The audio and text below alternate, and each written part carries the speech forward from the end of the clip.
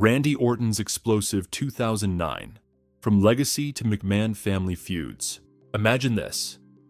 You're sitting in the crowd on a Monday night in 2009. The arena is buzzing, fans holding up signs for Cena, Batista, Jeff Hardy. Suddenly, Vince McMahon, the boss himself, struts down to the ring. He's not out here to cut a promo about business. He's here to confront Randy Orton, the most dangerous man on the roster. Orton doesn't back down. He twitches with rage, his eyes cold. And then, without warning, he punts Vince in the skull. The chairman collapses. Silence. No music, no commentary. Just the image of a boss laid out by one of his employees. That moment set the tone for Randy Orton's 2009. A year where he wasn't just a wrestler, he was a predator. Cold, calculating, unhinged. Every feud, every segment, every match felt like it could spiral into something chaotic. From Legacy to the McMahons, from Triple H to Cena, from Batista to Kofi Kingston, Orton's path was lined with brutality, controversy, and moments fans still debate today. Today, we're breaking down every major Randy Orton feud of 2009 in detail. The wins, the losses, the chaos, and the legacy it left behind. Buckle up, because this isn't just a highlight reel. It's a journey through one of the most volatile years in WWE history. Part 1. The Birth of Legacy. In early 2009, Randy Orton wasn't just another top star. He was a powder keg. WWE introduced a storyline diagnosis of intermittent explosive disorder, IED. The real condition exists, but in WWE's hands, it became a storytelling device. Orton wasn't a man in control. He was a snake, unpredictable and vicious, capable of snapping at anyone, from fellow superstars to authority figures. Enter Cody Rhodes and Ted DiBiase Jr. Both were young, hungry, and second-generation talents, eager to prove they weren't just living off their fathers' names. Aligning with Orton gave them credibility instantly. This wasn't nostalgia like Evolution had been. This was Orton hand-picking two disciples to shield his volatility. Fans in the arena could sense the arrogance radiating off the group. Orton, twitching and glaring, while Cody and Ted played the role of polished enforcers. They interfered when needed, took beatings when Orton couldn't, and made sure the Viper always slithered away unharmed. Backstage chatter suggested WWE was grooming Legacy as the future of the company. But on screen, they were Orton's personal hit squad. Part 2. Vince McMahon and the Skull. Punt heard around the world. In January, the unthinkable happened. Vince McMahon, the boss himself, stood face to face with Randy Orton. For years, fans had seen Vince outsmart or outmuscle rebellious stars like Stone Cold Steve Austin or DX. But this time was different.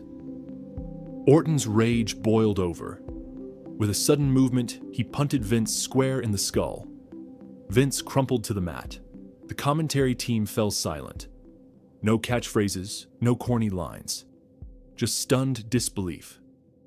Fans in the crowd didn't know whether to boo, gasp, or sit in silence. For the first time in years, a superstar felt truly dangerous. This wasn't just an angle. It was presented like a mafia hit. No jokes, no overacting.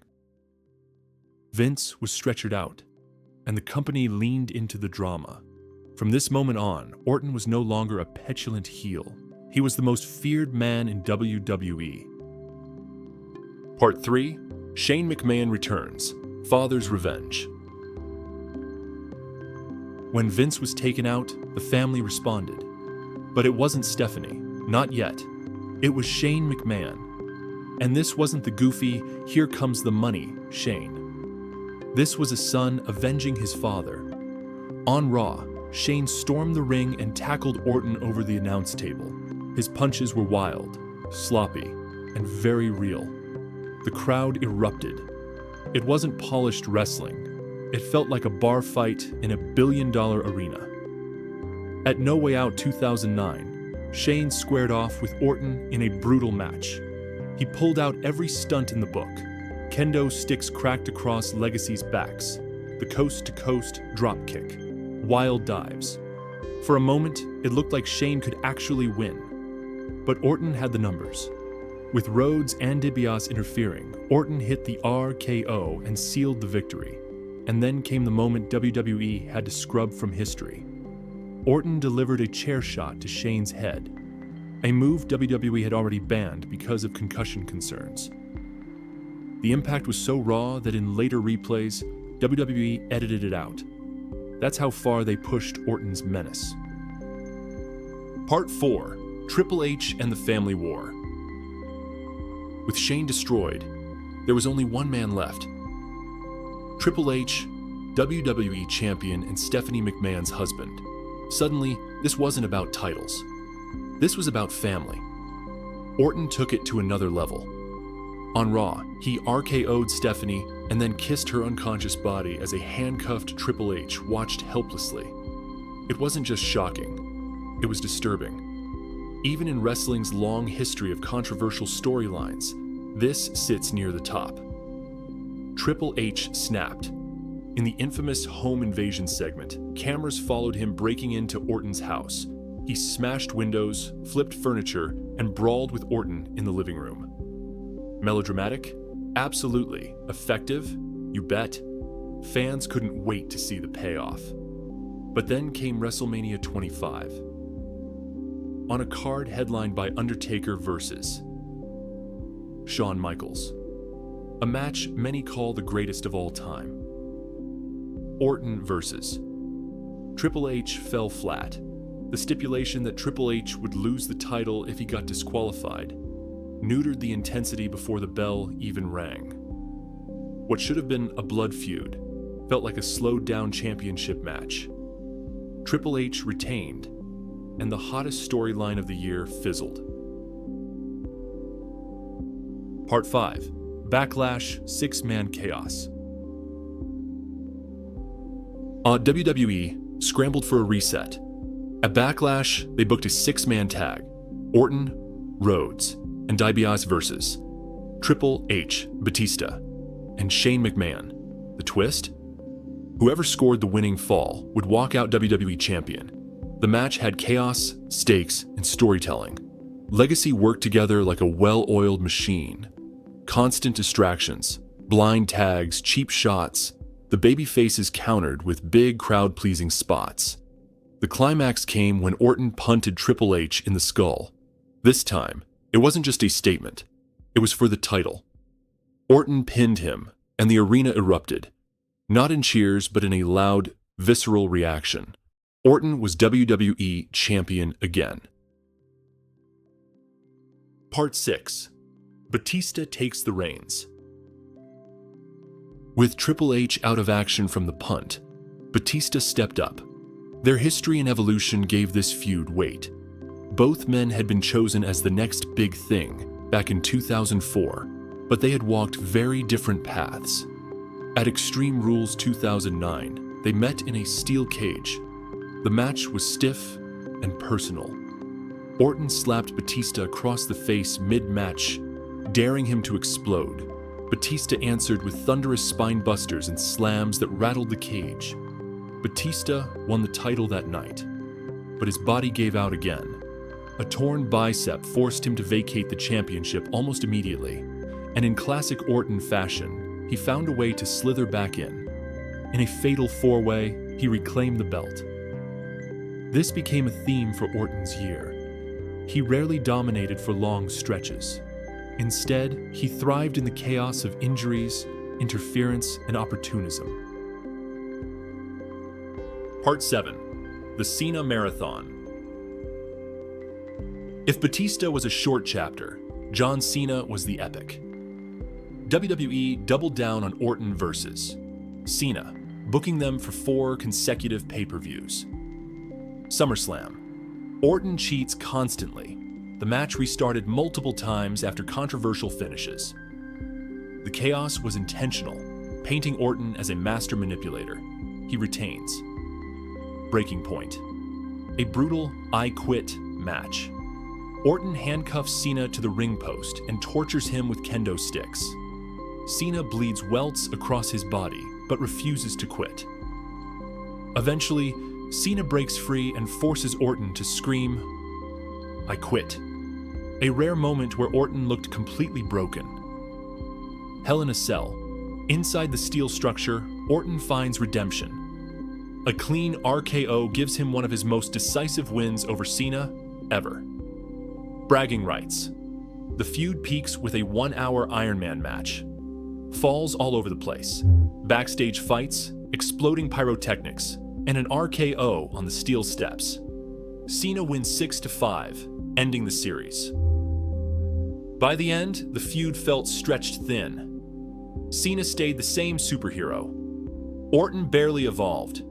The matches had variety, but the story spun in circles. Fans were exhausted, and WWE quietly moved on. Part 8. Kofi Kingston's breakout moment. If Orton vs. Cena burned out fans, Orton vs. Kofi Kingston lit a new spark. At Survivor Series 2009, Kofi pinned Orton clean in a traditional elimination match. That was massive. Orton almost never took clean losses. The crowd erupted, rallying behind Kofi as a breakout star. Then came one of the most iconic Raw moments of the decade. Orton arrived in the arena's parking lot to find his car vandalized. Kofi stormed in, crowbar in hand, and destroyed it. He capped it off with a boom drop through the windshield. Fans lost their minds.